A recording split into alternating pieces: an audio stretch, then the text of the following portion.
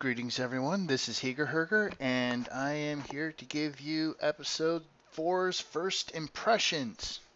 I just got done with the episode, set up the new file, and I am ready to begin. Although it kind of has to be said, I really don't want to be doing this tonight. However, I'll stick through it and probably be in a bit of pain tomorrow at work, but oh well. Now, I also know that I said I'd be working on the tactical review for the battle for Winterfell, the Battle of the Long Night, the Battle of the Dawn.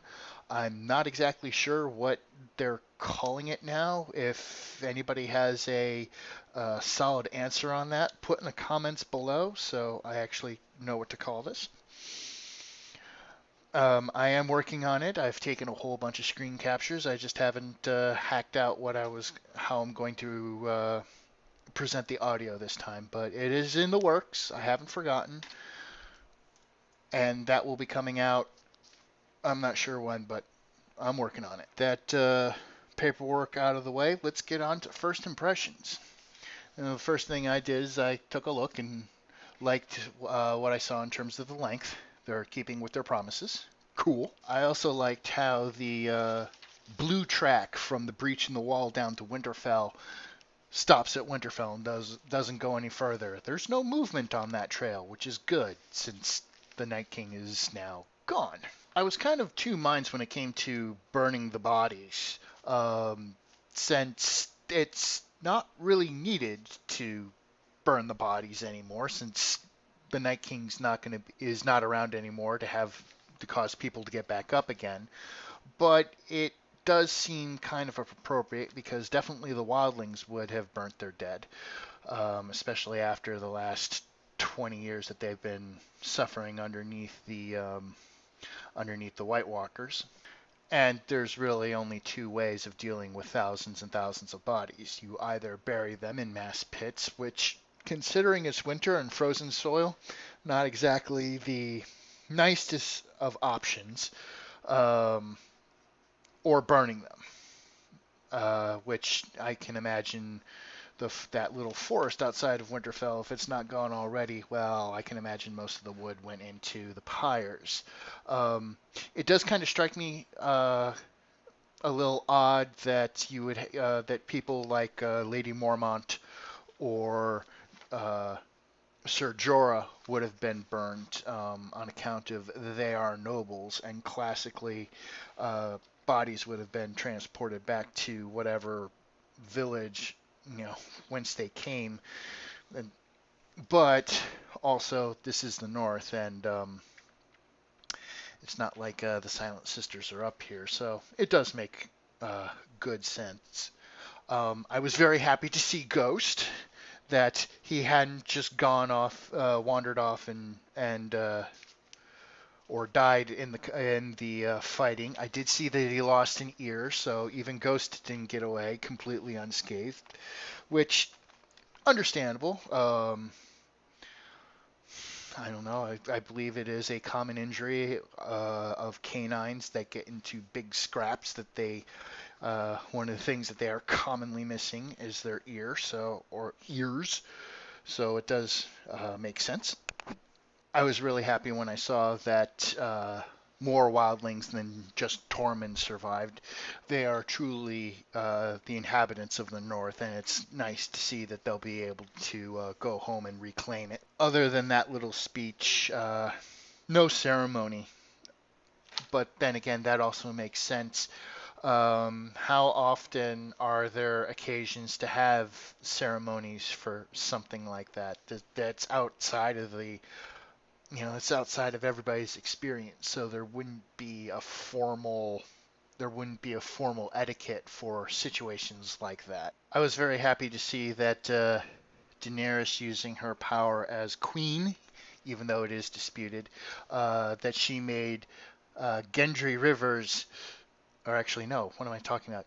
Gendry Waters, the new lord of the Stormlands, with his father's name, and formally legitimized him in front of witnesses, which was the thing that actually kicked off what was originally a very, very sullen, although that's probably not the right word, but very foreboding gathering, and kicked it off into the closest thing you could have as to a party at an occasion like that after such a monumental event and battle. It seems to be a reoccurring thing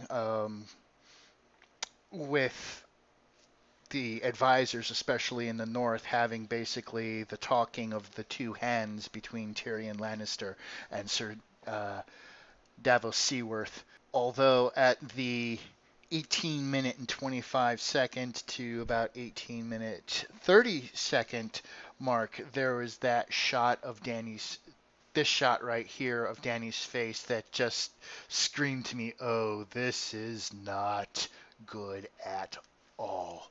She is not in a good headspace, and please don't let her Targaryen nature get the better of her. There's something about this scene, the way I think it was probably the lens length, or something with the lenses and the focus length that they did with this particular scene that just screams, that just is really uncomfortable.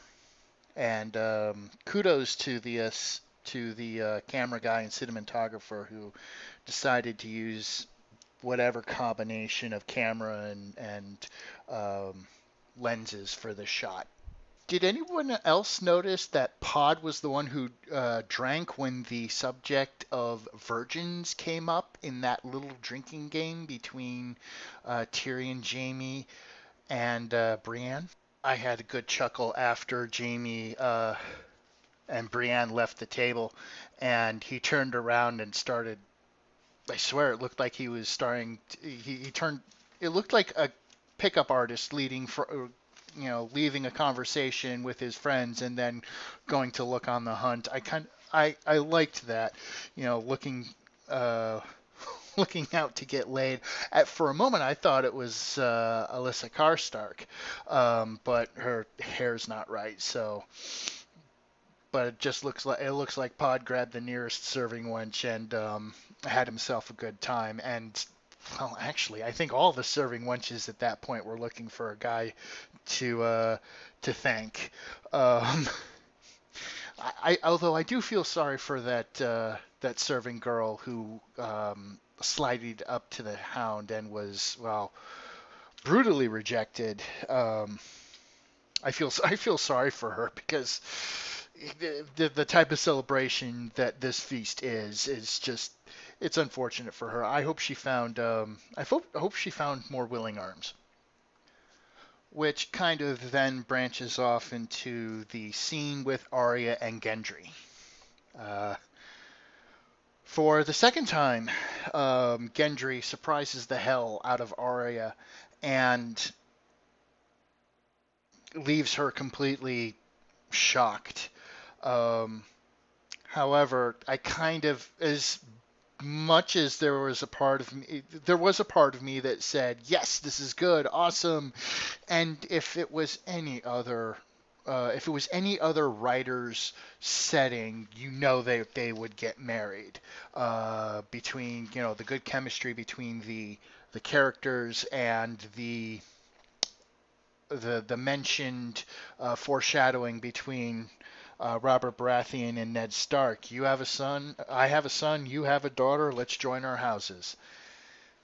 But this is Game of Thrones, and I found it kind of heartbreaking, but I was expecting it when she said, "That's not me." So yeah, in my notes, I had a little cry face there because it's sad, but completely unsurprised. Although with her conversation that she has later with the Hound going south, neither one of them expect to come north again.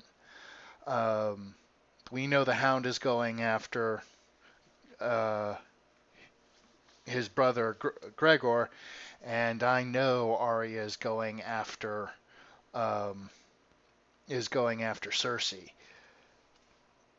Now, who gets to Cersei first? Whether Jaime, Euron, or Arya?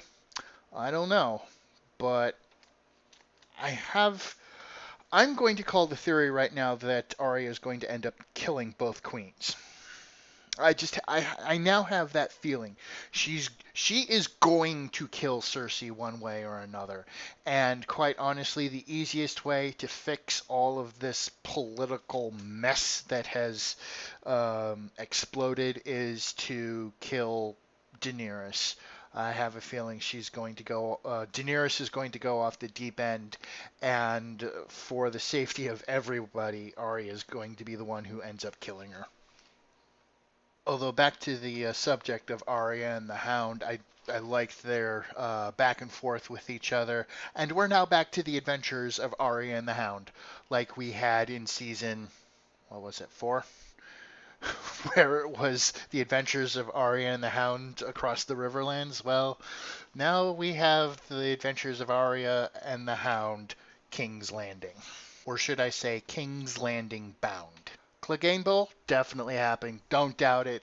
Don't doubt it at all. Which will probably, hopefully, be next week. Um, since I think the final episode will be more wrap up, but there can still be some conflict. Um, but there is no doubt in my mind that Clegane Bowl is happening. Hopefully next week. Hopefully Arya and the Hound take care of the mountain that rides, and are able to is able to close both of those story arcs. I'm happy for Brienne for the fact that she is um, able to feel intimacy for the first time and with somebody that she actually truly respects. Um, Kudos on her, even though as we see later that it was definitely not to linger. And like I said with Arya and Gendry, in any other setting, with any other offer, there would be a happy ending there. Um, this is Game of Thrones. There's no such thing as a happy ending. When we return to the war room, I'm glad the fact that they established that, not unlike what it appeared at the end of the last episode, that not everybody had been killed. Not that the population of the entire North hadn't been reduced to the 12 some odd people who were fighting above ground. So showing that there was a bit more in terms of survivors, but also showing that they had lost heavily. I think it was said that basically all of the constituent parts of the army, the North, which of course is the Northmen and the Wildlings, the Dothraki, the Unsullied, and the Knights of the Vale had all lost about half their number in the battle at Winterfell. Or Battle for the Dawn, Battle for the whatever the heck that. Somebody please tell me what the consensus on the name of this battle is. Somebody please put that in the comments. I was wondering how and when Bronn was going to show up and to confront the Lannister brothers. I am not surprised that he threatened both of them, that he punched Tyrion. Not surprising at all. I found it kind of amusing that he was offered the twins, which actually I thought was going to be was my number one choice to give to Sir Bronn of the Blackwater, because the twins are two castles, and Tyrion offered him a castle first, and to outbid one castle, give him two castles. Hey, there you go, the twins, one of the most profitable places in the friggin' in all of Westeros. There's a reason why the Freys, although Walder Frey was not too good at keeping the place up, apparently, there's a reason why the Freys were as rich and successful as they were. It's because of the tolls that come through that fortress. And the fortress is very very difficult to take because you need an army on either side. But that is a discussion for another time. So the scene with Bronn didn't surprise me in any way. On the subject of goodbyes, because in addition to saying goodbye to all the people that he's met in the North, he's also saying goodbye to Ghost. This defining aspect of his life, which is inherent from his stark side, his starkness. And he's leaving Ghost behind. Yes, Ghost has no place um, south of the wall, but Ghost also doesn't have a place north of the wall. Because with the exception of Nymeria, pretty much all of the direwolves are dead. So it's ugh, it does not give me a good feeling. But what am I talking about? This is Game of Thrones. There's no good feelings in this show. This is what we've come to expect from them. The pregnancy of Gilly with her first child to Sam. Am I surprised? Not at all.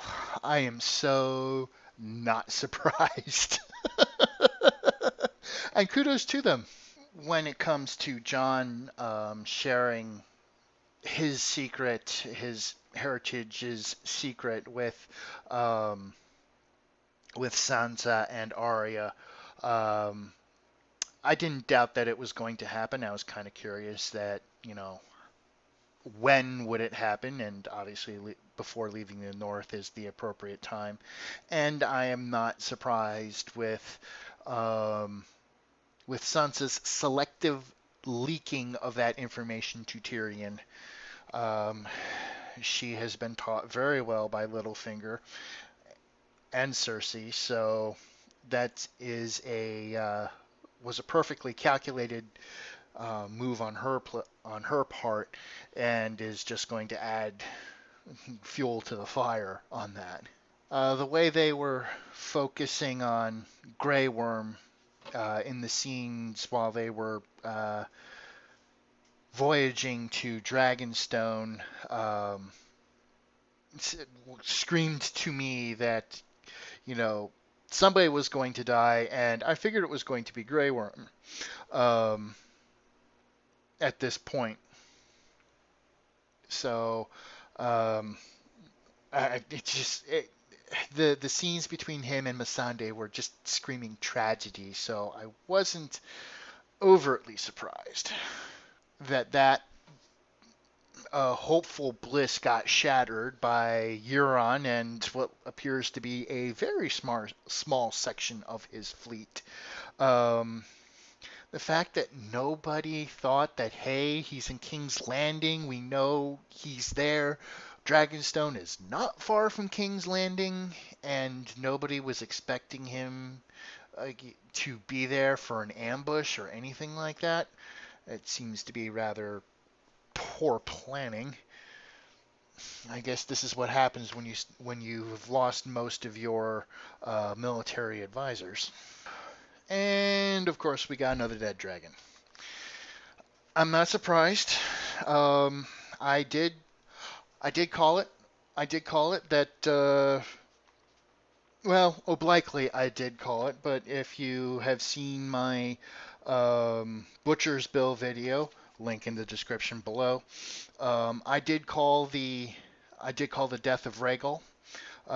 If he wasn't going to die during the battle for Winterfell, I thought this was going to be the actual this episode was going to be the actual confrontation that dealt with the Night King. We didn't have that, but Rhaegal still died, so I was in no way at all surprised. There was one thing that I actually really liked about dealing with the finishing off the story with the Night King. I didn't have to put up with any scenes with Cersei. Lena Headey has done an I've said it before and said again, Lena Headey has done an absolutely fantastic job with this character. She has, to me, no humanity whatsoever, and reading her chapters in the book are like reading the diary of Stalin. Um, just this massive descent into narcissistic paranoia. Now, narcissism um, is a characteristic of the Lannister family in general, and it is so amplified in Cersei. I I was glad that they were dealing with the Night King. I didn't have to watch her. Now, unfortunately, I have to watch her scenes, and I so cannot wait for her to die. I will cheer. As soon as Cersei says so much for the breaker of chains and the camera pans up and we see Masande, all I could think of uh, taking a phrase from a good friend of mine where it goes, well, that's unfortunate.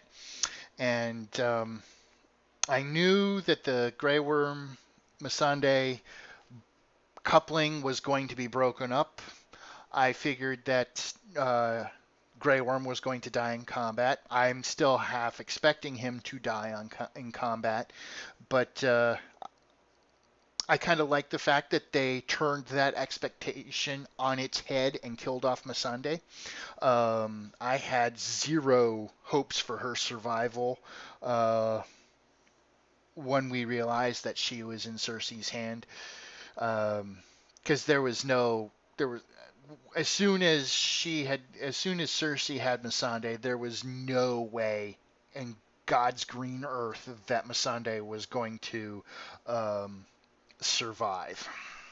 The scene between Tyrion and um, Varys in the throne room at Dragonstone, um, it appears that their place to talk is sitting down there on the steps up to the throne. Um, they seem to have lots of important conversations about Daenerys there. Um, Tyrion believes very much in Dany, as he made plainly obvious, and Varys has made his position plainly obvious. I will look you in the eye and tell you when you're making a mistake. You're making a mistake. Um, I have a feeling, and a I'm not sure how commonly held belief it is in the fandom that Daenerys is going to end up becoming the last villain of the piece. The Night King and Cersei being the main two, but Daenerys will also become a villain. And looking at her reactions over this episode, I don't doubt that it will happen. And as I mentioned before, I have a feeling that Arya is gonna kill both of the queens. So I'm gonna call that now. All right, so that's all I've got for this time. I've rambled on long enough as it is, and the alarm clock, the alarm is getting closer, so I gotta turn this around. If you liked what you've heard, give me a like, share, and a subscribe. I will continue working on the tactical review for last week's big battle, and I will see you in the next one.